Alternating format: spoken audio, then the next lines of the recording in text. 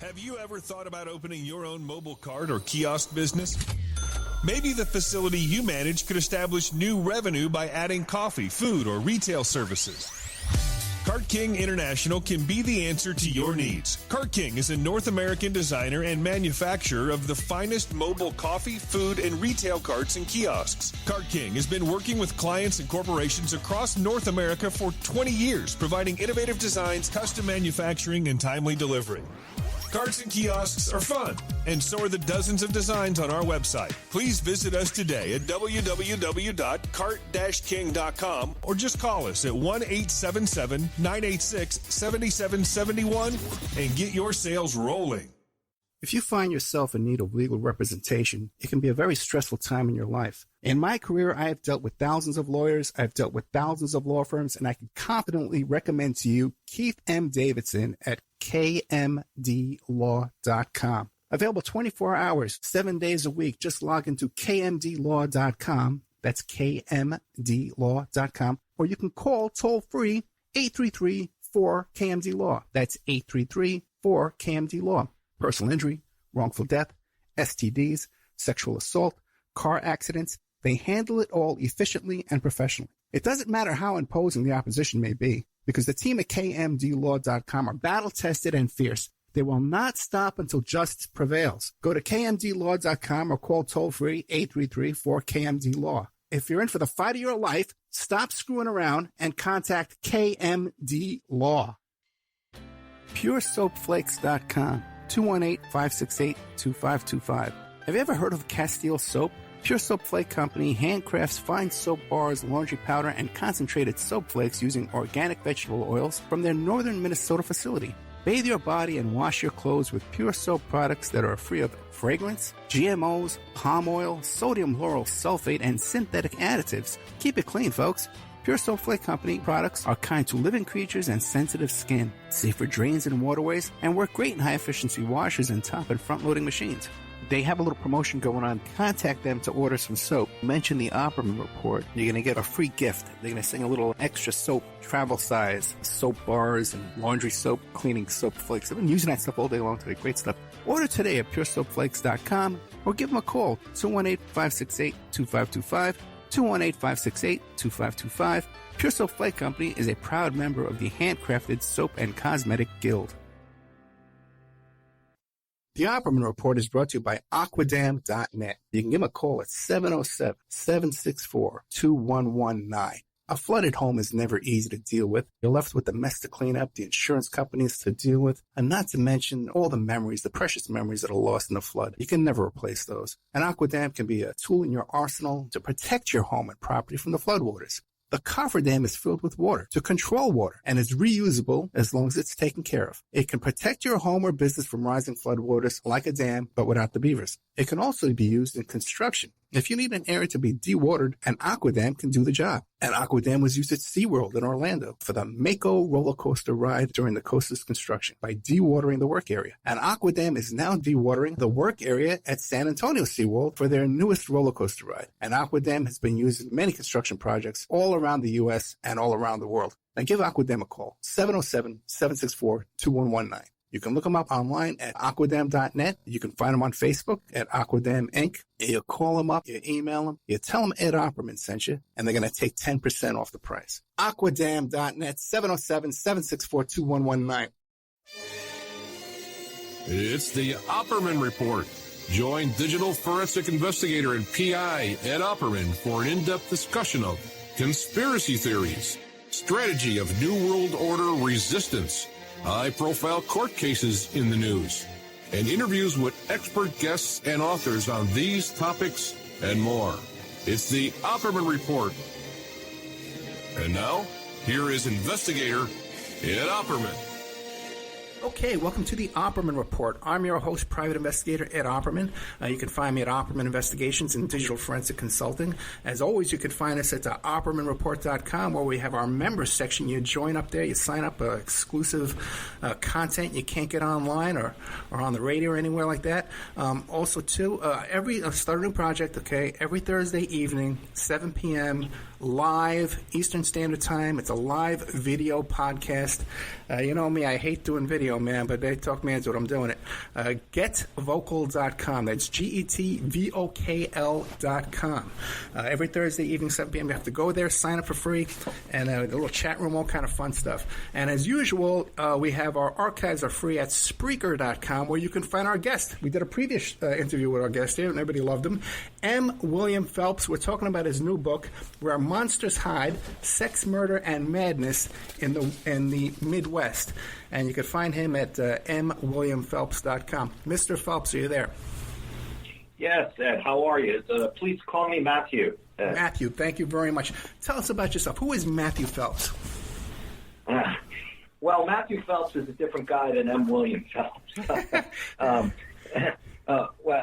So M. William Phelps, my career, my brand name, if you will. I've been in the true crime game, Ed, for about 20 years now, and I've written 41 books. Most of those true crime. I've done a lot of television. I think I just last year I did my 300th hour of television. I'm executive producing a lot of true crime documentaries these days, and I have a podcast launching next month in May, and I'm just trying to stay busy, you know. And the podcast is called Paper Ghosts. What does that mean? Paper Ghost. So Paper Ghost, a paper ghost is, if you ever saw a missing person flyer on a telephone pole or up on a billboard or in a grocery store, it's still referred to as paper ghosts. You know, because missing people are kind of just out there roaming the planet, you know. We don't know where they are. We don't know if they're alive or dead. And so it's kind of just a euphemism for, you know, a piece of paper with somebody's picture on it and hoping someone will come forward and offer some information. And it's going to be on iHeartRadio once a week, and it's a serial. So what case will you be covering? It's it's going to be launching on iHeartRadio, and it'll be available wherever you get your podcasts. It's really 5 cases I'm covering, and these are 5 missing girls from my hometown in New England where I grew up. And a couple of the girls I grew up with, I've come to know their families over the past 30, 40 years, and you know, Ed, I've always wanted to do something with the project because I promised one of the mothers that I would look into it. And so I started looking into that one case about 11, 12 years ago. And it led me into the other cases, and I haven't stopped. So the podcast, I think, is the best way to get the public involved in this. I could have wrote a book or done TV, but I think the podcast is the right platform for it because I can go deep into these cases. Yeah, that would be great if you could shine some light on missing persons cases and, you know, a miracle, you know, get a miracle, recover one of these kids. It's just such a haunting. Like you said, they disappear and you don't know where, there's no answers. You don't know where they are. You don't know what happened to my kid, you know, what happened to my sister. Yeah, it's terrible. These families, you know, every knock on the door, every phone call they get, you know, it's like, is it going to happen today? And that doesn't change over 45 years. You know, some of these cases I'm doing are 40, 45 years old, and it doesn't change. It's their life. You know, they go to bed with it, they wake up with it, and it's you know, I had my brother's wife was murdered in 1996, and her case is still unsolved. So in many ways, I can kind of relate to the pain. You know, I've seen my family go through the same amount of pain. You know, so it's personal, and it's, you know, some sides in these. Hearing you now, I remember our first interview, and we were both talking about like PTSD and how these cases affect us. I remember this now. Right. This may be another tough interview to get through, okay? Because William Phelps is a lot like myself. What's the story here with Where Monsters Hide: Sex, Murder, and Madness in the Midwest? Well, Where Monsters Hide is it's an incredible story, really. So there was a case of a missing person, Chris Regan, up in Iron River, Michigan, which is way up in the top of the Upper Peninsula in Michigan. So it's kind of heading towards it's east of the Fargo country, but it's still the same type of atmosphere, if you will. Small towns, cold, police departments of 4 or 5 people, that sort of thing. And one night in the fall of 2014, Chris Regan, a 53-year-old guy who, by all accounts, he had a job set up in North Carolina himself. He gave his notice at his last job. He was still working there. Avid biker, athlete, this sort of thing, living alone, has a girlfriend, and all of a sudden he just vanishes. And with his ex-girlfriend showing up at the local Iron River PD and talking to the chief of police, her name is Laura Frizzo, and she becomes a main player in this. Laura does, and they go on this search for Chris Regan, and they don't find him. But the answers that they find as the years unravel are just astonishing, really.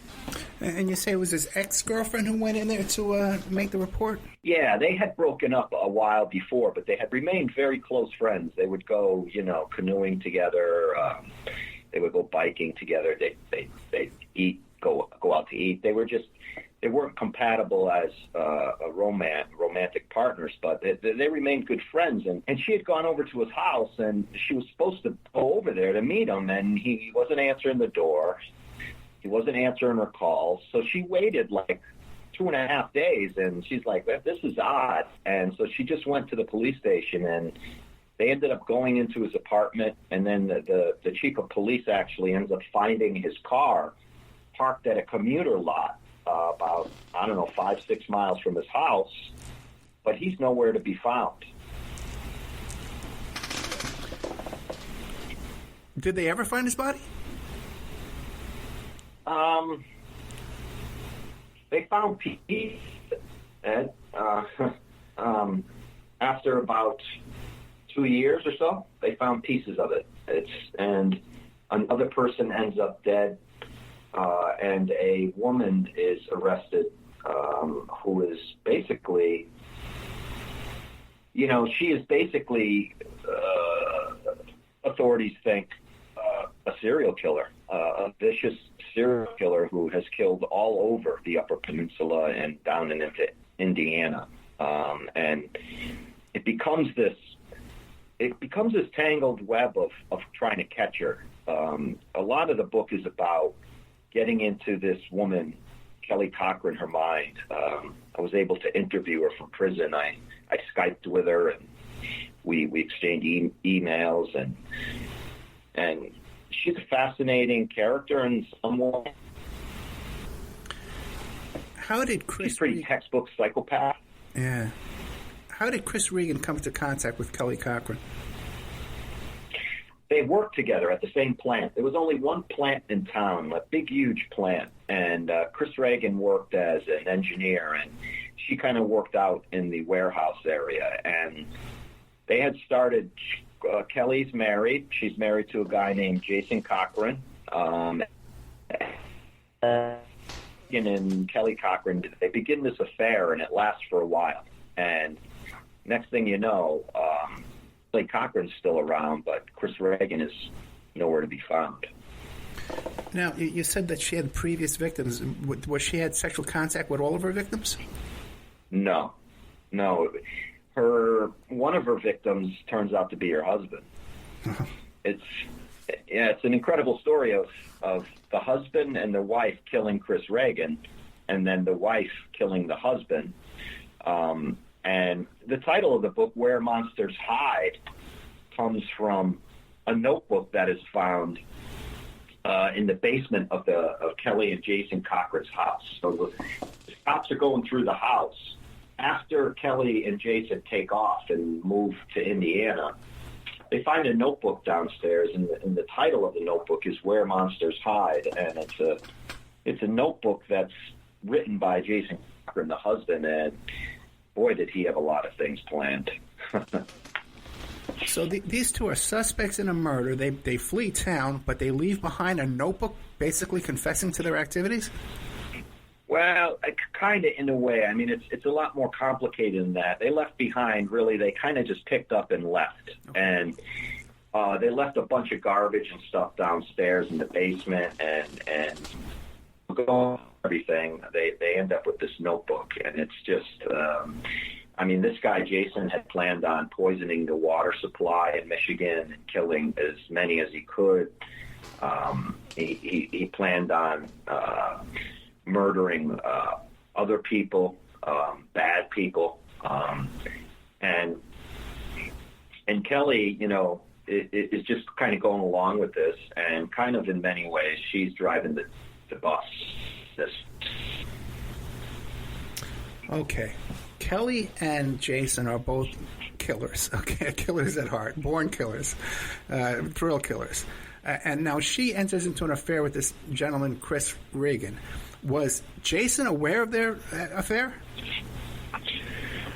That's a good question. I mean, fair question, and the answer to that is complicated. It's you know, yes, he was aware. Did he care? I don't know. Jason was the kind of guy who sat around all day and smoked weed. He grew weed, and he played video games. Live video games on Facebook with people from all over the country.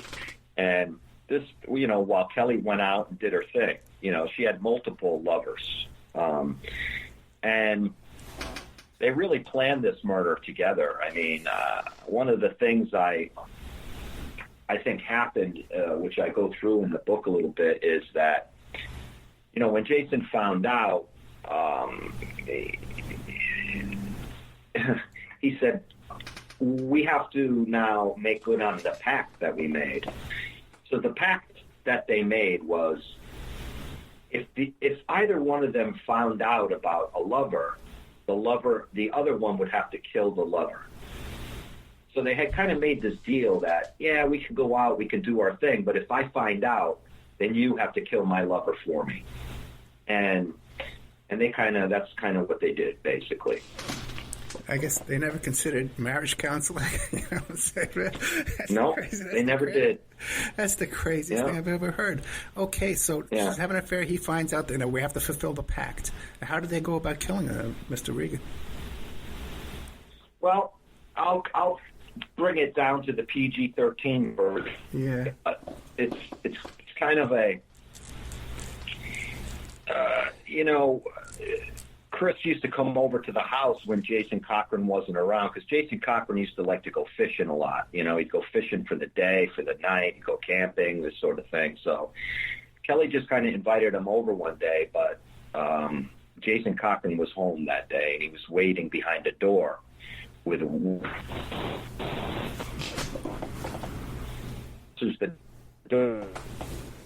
doorway. She immediately kind of initiates sex with oral sex with Chris, and that kind of moves to the stairs, and then they engage in intercourse on the stairs. And according, you know, depending on what you believe, Jason came out of the shadows and he shot Chris Regan in the head as he was having sex with his wife.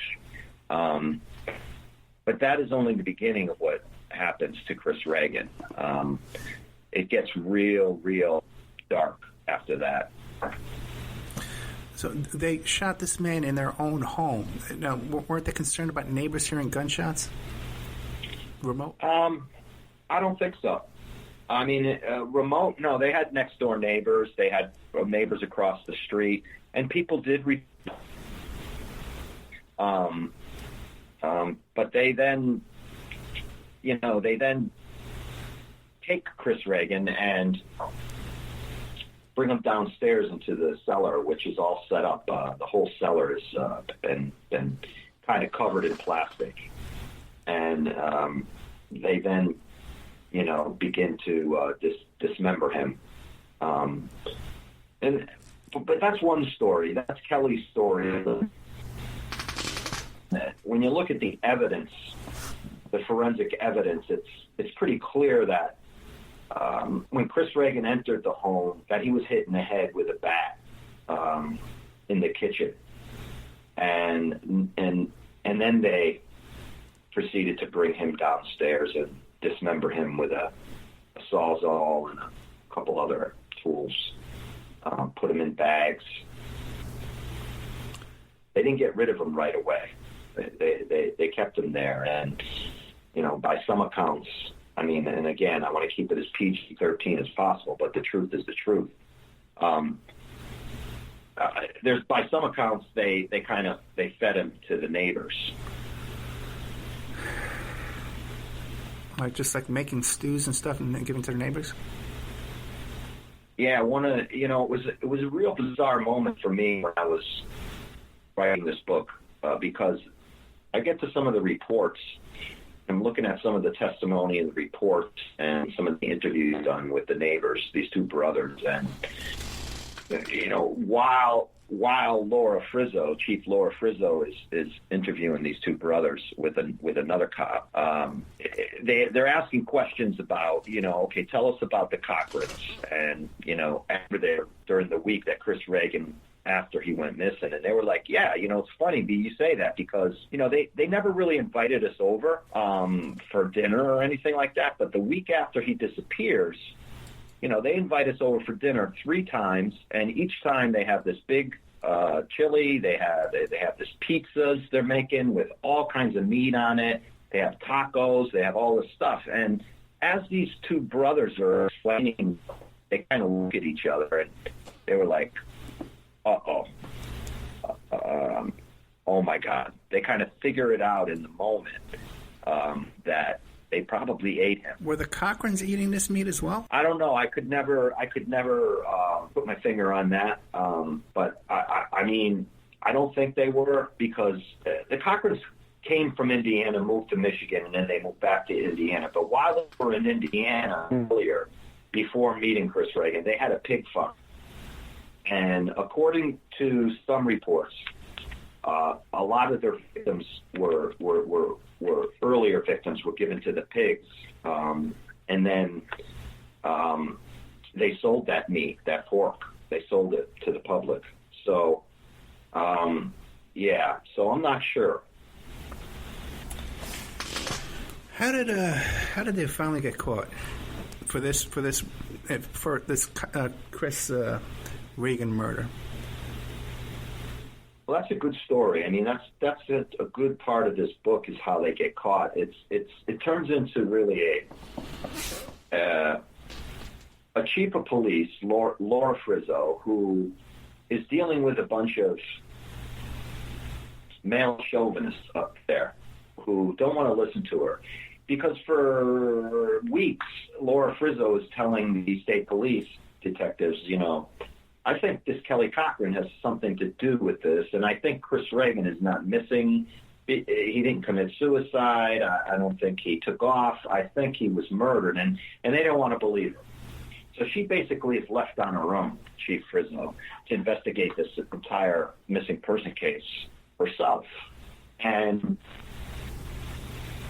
the state police are helping, but there comes a point when they're like, we really got to step away from this because we don't believe that your theories. And at the same time, basically, the Cochrans decide the heat is really on, the pressure's really on, and they pack up and they move back to Indiana. And some time goes by, and Laura Frizzo is deeply immersed in this case. And she's figuring out that Kelly Cochran worked with Chris Regan, and the two had an affair, and that it's likely that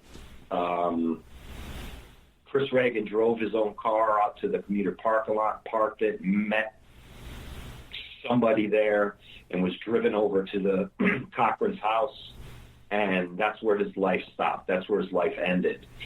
So she's figuring that out, and then she calls down to the Indiana PD, where detectives unit where Kelly and Jason moved to. She locates them. And she gets a hold of one of the detectives down there, and she starts talking to him. And this detective becomes Jeremy Ogden. He becomes really engaged in this. He believes that Jason Cochran is already kind of has the guy on radar, And then while they're talking over the course of a couple of weeks, Jeremy Ogden calls up Laura Frizzo one day and says, "Hey, I got to tell you something. Your chief suspects. One of them is dead. Jason Cochran's dead. He died of a heroin overdose, and we think that his wife killed him. And thus begins this double homicide case now." And so Laura Frizzo goes down to Indiana, and she meets up with Jeremy Ogden, and together they solve this whole entire thing. And not only that, but they fall in love as well. Get out of here! Yeah. That was a left curve there, man. Oh my God! Yeah. Now you actually met. You spoke to this Cochran woman, this Kelly Cochran. You met her in person or over Skype, like you said? I Skyped with her a number of times from her prison cell. Yeah. And she is, Kelly is a Purdue graduate. She had a degree in psychology. And she did some time studying at the Body Farm and at the University of Tennessee. And, so the letter she wrote to me, she says, "What happens when a psychopath marries a sociopath?" And, I wrote back to her and I said, "Well, who's the psychopath and who's the sociopath?" And she says, "You tell me." And so there's this cat and mouse going on between us both, and finally I get to talk to her on the phone, and then I Skype with her finally, and tries to be charming, and she tries to play it off like she's smarter than everybody else, a typical psychopath. But I asked her, I asked her questions like, you majored in psychology. I mean, why? She goes, "Why do you think?" So, the short answer to a longer question is that she studied psychology in order to, outsmart. She wanted to be a killer. She knew she was just wanted to be the best she could at it, so she studied psychology. What happened to her in her childhood that caused her to want to be a killer? That's a good question. That's a question I always ask. That's a question I always look deeply into because, people don't wake up when they're 30 or whatever and one day and say, I think I'm going to start killing today. It's not like a decision to go play tennis or racquetball. It's a lifetime of something going on. We know this through, the research I've done. I've written, 8, 9 books about serial killers. Certainly 30, 28 books about female murderers. And, there's not a switch that gets flipped. It's a period, it's a process. And what I can tell you through my research is that psychopaths are born. So, and that doesn't necessarily mean that someone born to be a psychopath is going to end up killing or that sort of thing. That's not what I mean. It just means that, someone who doesn't have empathy, someone who doesn't feel sorrow, someone who doesn't love, is incapable of love, pathological liar, all the traits that make up a psychopath. There's a part of the brain that's missing when they're born. That's clear in the brain scans that have been done over the years on psychopaths. But again, what happens now? What happens to that baby that's born without that and then develops into this killer later? Well, what happens is the wiring to be variables there. We could debate all day what those variables are, but for the most part, what I found out is that, there's generally speaking some abuse of some major kind going on inside the home, sexual abuse, physical abuse, emotional abuse, a lot of times all three. Secondly, there's alcoholism, addiction that's going on inside the home that this child is growing up around and is kind of soaking up. And there's violence, there's poverty. So there's all these factors that have to play into it. And, when I look at Kelly's background, do I see that? Well, I really don't see a lot of that out in the open. And she doesn't admit to a lot of that. So it's really hard to dig into it without seeing the corroborating evidence. But I know that something's got to be there. I know that Kelly Cochran was a drug addict, a severe drug addict. And most serial killers do have addictions of some sort. So there are factors there. What drug was she addicted to? Kelly was addicted to any drug she could basically get her hands on. So her drug of choice, if I had to choose one, would have probably been Xanax, pills, Oxycontin, that sort of thing. She was an alcoholic also. Her husband and her both started to get into heroin later on. So heroin became an issue for them. So there's lots of factors here that the human time bomb, if you will, that's going to explode at some point. Right. Now, this is kind of off track a bit. But hey, we got these people out there, they're psychopaths. They don't have the same kind of feelings and empathy that you and I have. They're out there. Now with this, but they don't all commit murders. They're not all murderers, that's for sure. Nope. No, some of them are landlords, right? Bill collectors. But some of them are presidents. There's all kinds of. But right now with this new social distancing, we're all walking around. We're on pins and needles. You don't want to get close to somebody. You don't even want to look them in the eye. You don't want to say hello to them. Everyone's a threat to us.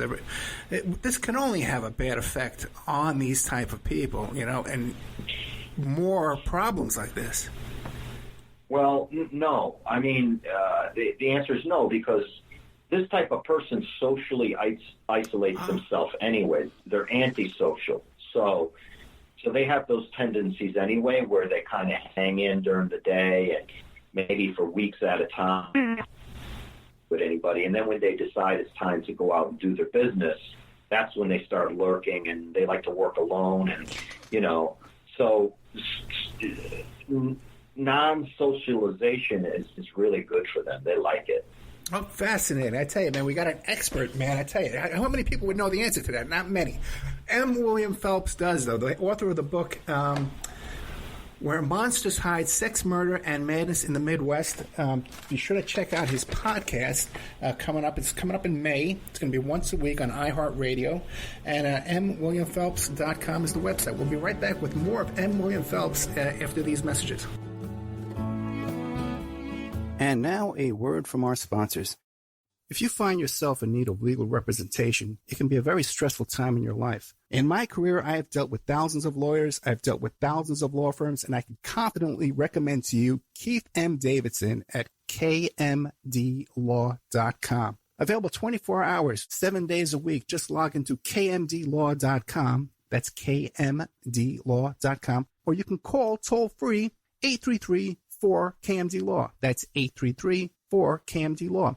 Personal injury, wrongful death, STDs, sexual assault, car accidents. They handle it all efficiently and professionally. It doesn't matter how imposing the opposition may be, because the team at kmdlaw.com are battle-tested and fierce. They will not stop until justice prevails. Go to kmdlaw.com or call toll-free 833-4KMD-LAW. If you're in for the fight of your life, stop screwing around and contact KMD Law. Are you ready to change your life, but don't know how to start? Is your stress and worries keeping you awake at night? Have you been battling grief, anxiety, or depression all alone? Have you lost touch with your own sense of being or spirituality? Soul Free Therapies offers professional and affordable live video streaming counseling and coaching services from the comfort of your own home. Sessions offered in English, Spanish, and Portuguese. Go to our website at www.soul-free.com and book your first session today. The Opperman Report is brought to you by Aquadam.net. You can give them a call at 707-764-2119. A flooded home is never easy to deal with. You're left with the mess to clean up, the insurance companies to deal with, and not to mention all the memories, the precious memories that are lost in the flood. You can never replace those. And Aquadam can be a tool in your arsenal to protect your home and property from the floodwaters. The cofferdam is filled with water to control water and is reusable as long as it's taken care of. It can protect your home or business from rising floodwaters like a dam, but without the beavers. It can also be used in construction. If you need an area to be dewatered, an Aquadam can do the job. An Aquadam was used at SeaWorld in Orlando for the Mako roller coaster ride during the coaster's construction by dewatering the work area. An Aquadam is now dewatering the work area at San Antonio SeaWorld for their newest roller coaster ride. An Aquadam has been used in many construction projects all around the U.S. and all around the world. Now give Aquadam a call, 707-764-2119. You can look them up online at aquadam.net. You can find them on Facebook at Aquadam Inc. You call them up, you email them, you tell them Ed Opperman sent you, and they're going to take 10% off the price. Aquadam.net, 707-764-2119. PureSoapFlakes.com, 218-568-2525. Have you ever heard of Castile Soap? Pure Soap Flake Company handcrafts fine soap bars, laundry powder, and concentrated soap flakes using organic vegetable oils from their northern Minnesota facility. Bathe your body and wash your clothes with Pure Soap products that are free of fragrance, GMOs, palm oil, sodium lauryl sulfate, and synthetic additives. Keep it clean, folks. Pure Soap Flake Company products are kind to living creatures and sensitive skin, safe for drains and waterways, and work great in high-efficiency washers and top and front-loading machines. They have a little promotion going on. Contact them to order some soap. Mention the Opperman Report. You're going to get a free gift. They're going to send a little extra soap, travel size, soap bars and laundry soap, cleaning soap flakes. I've been using that stuff all day long today. Great stuff. Order today at puresoapflakes.com or give them a call, 218-568-2525, 218-568-2525. Pure Soap Flake Company is a proud member of the Handcrafted Soap and Cosmetic Guild. It's the Opperman Report.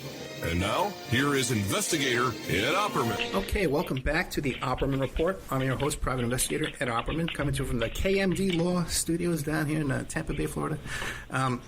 We're with our guest today, M. William Phelps, and he's telling us about his book, Where Monsters Hide, Sex, Murder, and Madness in the Midwest. You can check out his website, mwilliamphelps.com. He's got a podcast coming up, and he's got a great voice for a podcast called Paper Ghosts. He's going to be covering 5 different cases on there. Be sure and check that out. Now, how did, what is this woman's name? Kelly, my God. Kelly Cochran. Kelly Cochran. Yeah, how did she get caught and finally convicted? Her demise was she went on a big drug binge, speed, cocaine, and she drove across country, taking off from the 2 detectives that are chasing her. And they finally catch her in Kentucky, and they ship her back. She sobers up and then begins the cat and mouse with the 2 detectives as they begin questioning her about, where's Chris Regan? And she takes them out in the woods a number of times, and they don't find anything. She's like, I think we dumped part of them here, part of them there, part of them here. So Laura Frizzo and Jeremy Ogden, they get some dogs, and they start searching this massive area up in Iron River near where she lived. And the dog picks up a scent, and sure enough, they end up with finding Chris Regan's skull, just his head. And then later they find, I think, one more piece of him, but that was it. And so she is charged with his murder, and she is also charged with her husband's murder. And it's the beginning for them, because they begin questioning her, and she she likes to play a game. It feeds that need for enjoyment, in a need for cat and mouse, need for stimulation inside of a serial killer. Most serial killers kill for the enjoyment of killing. The other big one is like financial gain. So you have serial killers who kill lots of people to steal from them. But So she was definitely killing for enjoyment, and she enjoyed the part that she became a kind of a media sensation and playing with the detectives.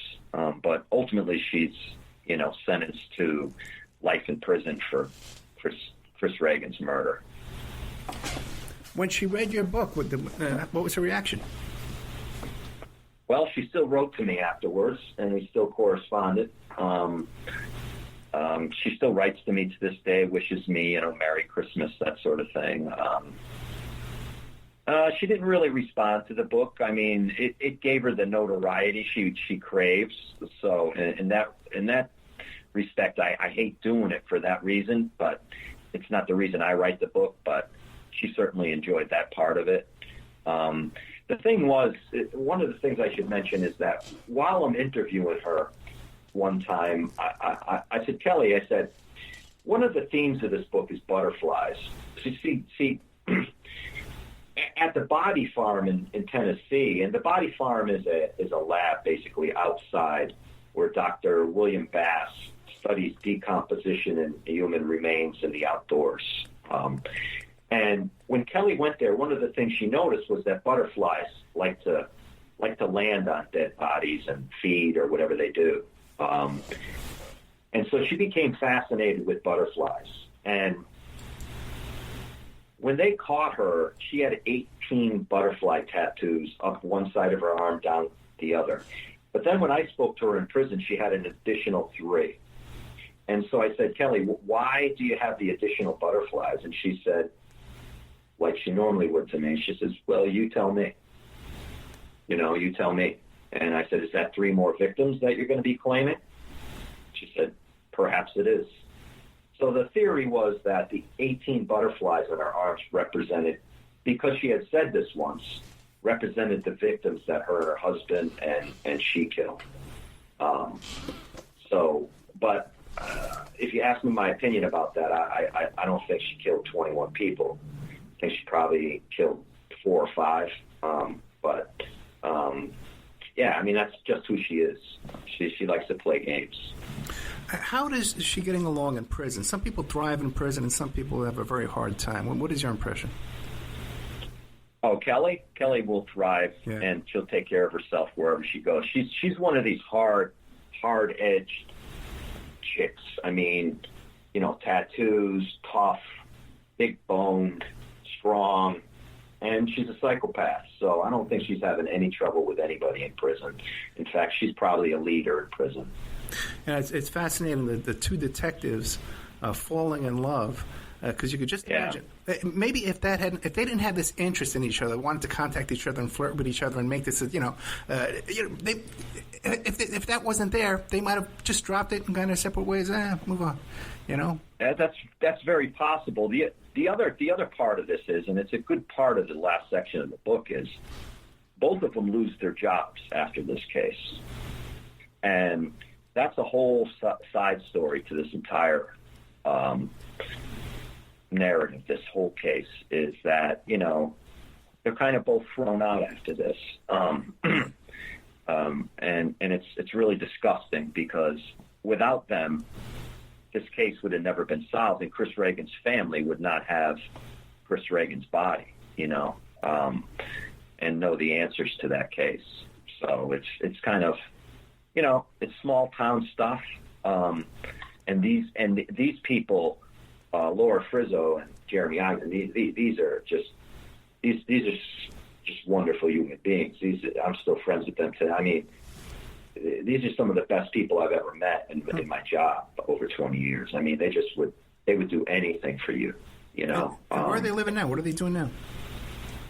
I believe they're living in Indiana, and I believe that they started their own company. So they have a security private investigation company, and I believe it's booming. I mean, Jeremy Ogden and Laura Frizzo, but Jeremy Ogden's one of the smartest detectives I've ever met. I mean, the stuff he did to Kelly was just blew my mind. Because he followed her for like 2 weeks, and he started talking to her, meeting her at parking lots, meeting her at restaurants, and trying to get her to confess. And the things he would do to mess with her mind were just just brilliant. I mean, just brilliant. So where monsters hide, sex, murder, and madness in the Midwest is also a love story. Okay, so you got a little bit of everything. Right? You were telling me now during the break that you're working on some big case. What do you got going next? Well, I have a book coming out in January called "We Thought We Knew You" about the Caitlin Conley case, Mary Yoder murder in Utica, New York, which is a fascinating case of a 22-year-old girl who murders her boss, and there's a big, huge story behind it all. But the thing I'm excited about right now that I'm working on as we speak is the official book for the Dirty John case. And just to remind your listeners, Dirty John was a series on Netflix. Connie Britton and Eric Bana. It was a huge podcast for the LA Times, the Dirty John podcast. And the woman at the center of it, and what it is this woman meets this guy, John Meeham, online in one of those kind of romance sites. And they hook up and they date and they get married, and he turns out to be, the devil. I mean, the devil incarnate. And long story short, in that case, he becomes obsessed with her, and he begins stalking her, and he does all this stuff to her and her daughters. And then he stalks her daughter at the end of this whole thing, and he has a knife, and he has these hand ties, and he has this tarp, and he's planning on taking her daughter and killing her. And he kind of attacks her daughter, her 23-year-old daughter, in a parking garage with a knife, like a butcher knife. Attacks her and stabs her multiple times, and she fights back, and she kicks the knife out of his hand and turns it on him and kills him. And the story is from the point of view of the woman who met him, and it's just, the Netflix series was fictionalized to some extent, so this is the true story, and it just goes deep into, her story of what happened, which is, wow.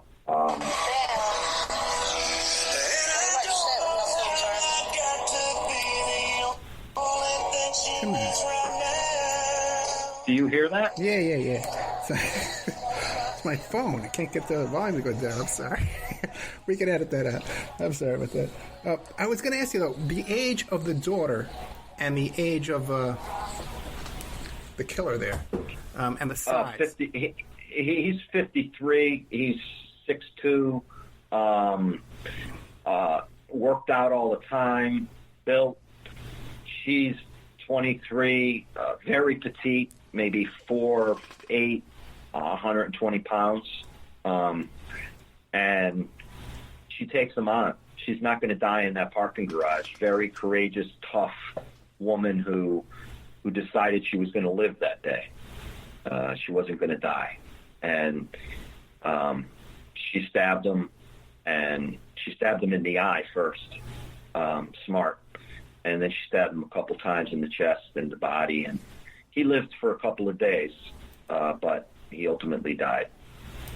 Right, so just think. He has all this planned. He's laying in wait. He's ready for this. He's armed. Yeah. She's taken by surprise. She disarms him and then takes him down. Now, that's incredible. That's more than just fighting skills or something like that. That's a will to live, like you said. Just incredible. She kind of, what's funny about it, and I guess it's not funny, but what's interesting about it is that she kind of credits the series The Walking Dead. She was like a huge fan of that show and binge watched it. And she said she learned knife fighting skills from it, survival skills from it, and that was one of the things she said that got her through. The other part of it was she had her dog with her, a small dog, Australian Shepherd, and the dog kind of bit him at one point, which kind of threw him off a little bit. And when the dog started biting him, she kind of kicked the knife, and the knife just happened to fly out of his hand and land near her, and she grabbed it right away, instinct, and just stabbed him in the eye, and sent him to the floor, and then just stabbed him a couple more times, and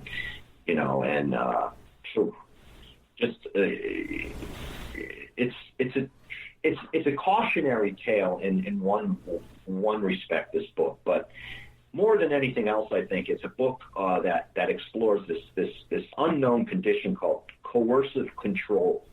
How someone can come into your life and they can take over your entire life without you really knowing it, and control every aspect of your life before you realize it. This guy had not only done it to her, but he had done it to women all over the country. He would get into their lives. He'd love bomb them. He'd wine and dine them, tell them I want to marry you, and they think they found the love of their life. And he projected himself as an anesthesiologist, a doctor, which he wasn't. And he always wore these scrubs, that sort of thing.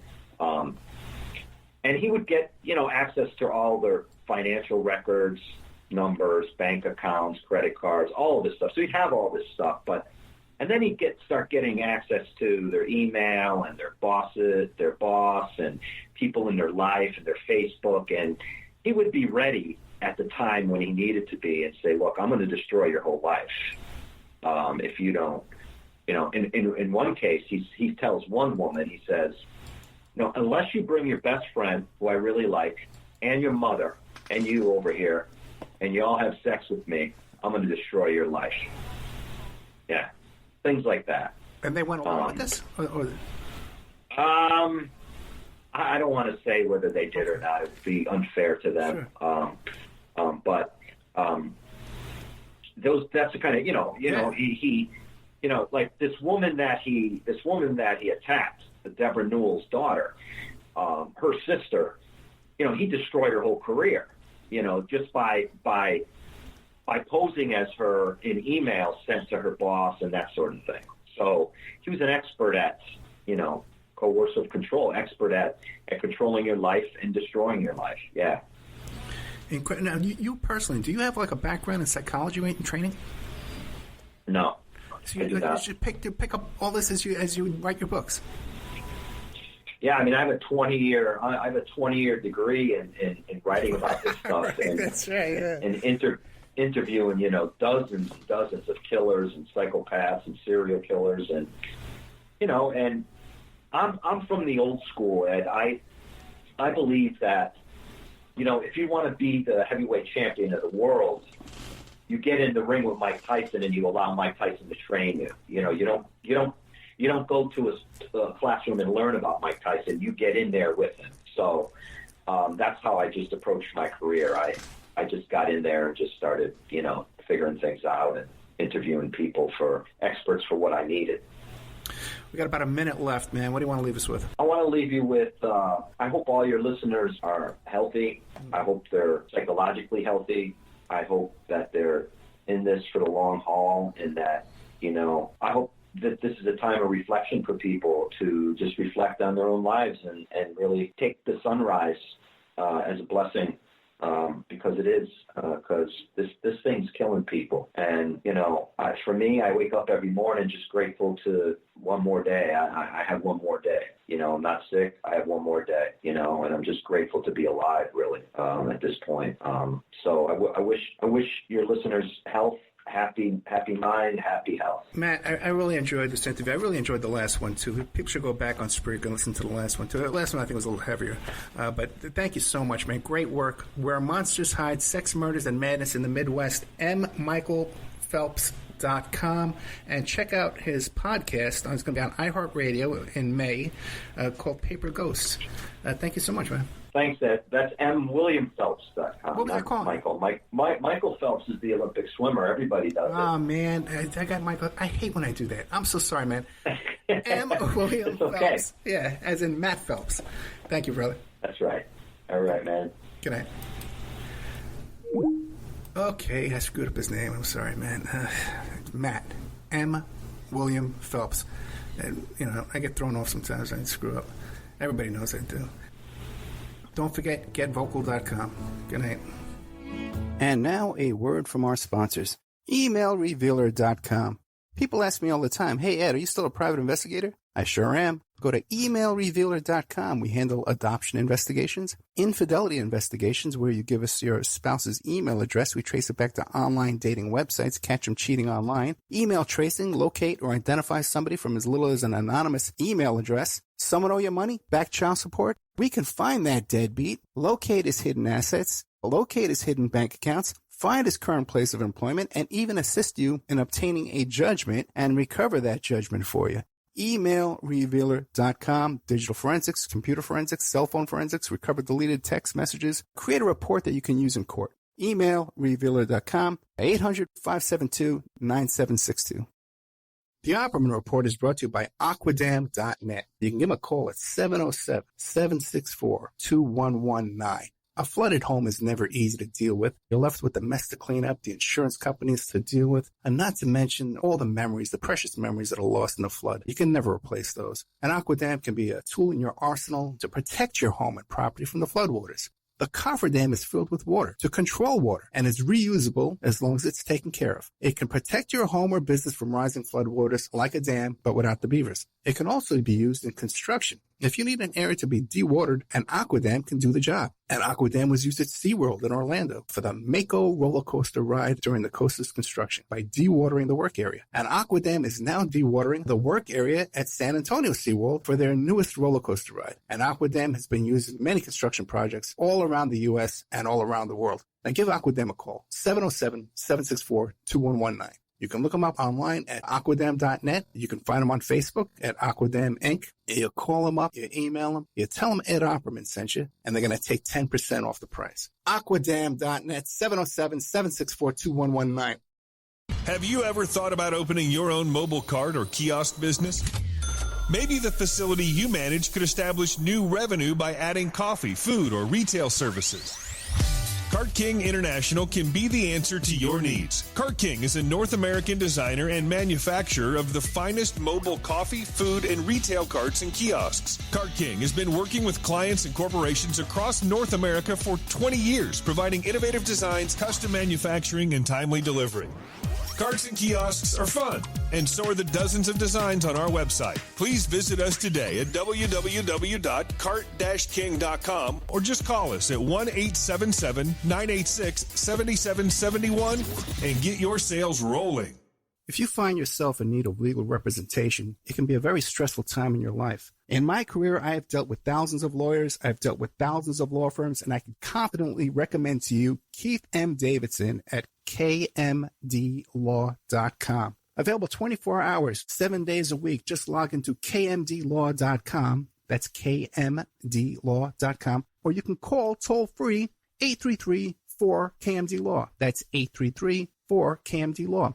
Personal injury, wrongful death, STDs, sexual assault, car accidents. They handle it all efficiently and professionally. It doesn't matter how imposing the opposition may be, because the team at kmdlaw.com are battle-tested and fierce. They will not stop until justice prevails. Go to kmdlaw.com or call toll-free 833-4KMD-LAW. If you're in for the fight of your life, stop screwing around and contact KMD Law. PureSoapFlakes.com, 218-568-2525. Have you ever heard of Castile Soap? Pure Soap Flake Company handcrafts fine soap bars, laundry powder, and concentrated soap flakes using organic vegetable oils from their northern Minnesota facility. Bathe your body and wash your clothes with Pure Soap products that are free of fragrance, GMOs, palm oil, sodium lauryl sulfate, and synthetic additives. Keep it clean, folks. Pure Soap Flake Company products are kind to living creatures and sensitive skin, safe for drains and waterways, and work great in high-efficiency washers and top and front-loading machines. They have a little promotion going on. Contact them to order some soap. Mention the Opperman Report. You're going to get a free gift. They're going to send a little extra soap, travel size, soap bars and laundry soap, cleaning soap flakes. I've been using that stuff all day long today. Great stuff. Order today at puresoapflakes.com or give them a call, 218-568-2525, 218-568-2525. Pure Soap Flake Company is a proud member of the Handcrafted Soap and Cosmetic Guild. Are you ready to change your life, but don't know how to start?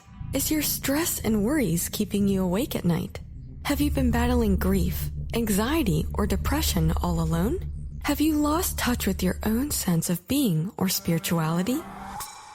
Soul Free Therapies offers professional and affordable live video streaming counseling and coaching services from the comfort of your own home. Sessions offered in English, Spanish, and Portuguese. Go to our website at www.soul-free.com and book your first session today.